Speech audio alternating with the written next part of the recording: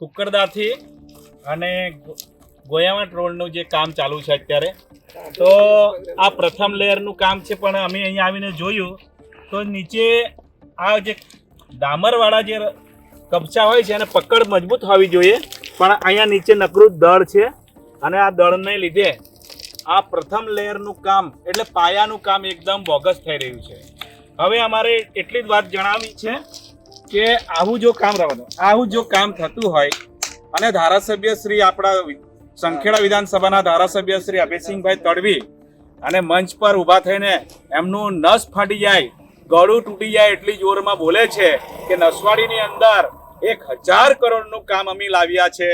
તો અમારે એ કહેવું છે અભયસિંહ સાહેબને કે તમે 1000 કરોડનું કામ લાવીને આ એજન્સીઓને, અહીંના કોન્ટ્રાક્ટરોને અને મોટી મોટી કંપનીઓ જે આ મોટા રસ્તા બનાવે છે, બ્રિજો બનાવે છે, એમને ભ્રષ્ટાચાર કરીને એમના ખિસ્સા ભરવાનું કામ તમે કરો છો.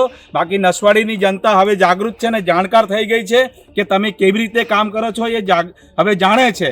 આ ખોટી વાહિયાત વાતો કરવાની જગ્યાએ તમારા જે જગ્યાએ વિકાસના કામો ચાલે છે ત્યાં જઈને ધારાસભ્ય ઊભો રહીને જોવું જોઈએ કે આ કામ કેવું થાય છે.